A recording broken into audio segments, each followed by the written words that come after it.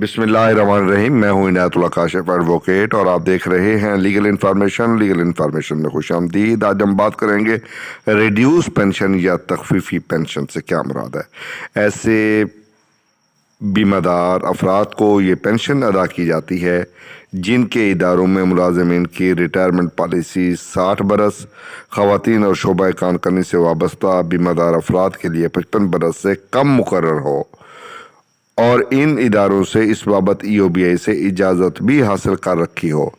لہٰذا ایسے بیمہ دار افراد کو 60 برس سے قبل پینشن کی ادائیگی کی صورت میں ان کی پینشن سے 6% سالانہ کٹوتی کی شرح سے تا حیات تخفیفی پینشن ادا کی جاتی ہے۔ تو اس کو قانون کی زبان میں کیا کہتے ہیں؟ Reduce pension. ریڈیوس پینشن کے لیے فارمولا کیا ہے؟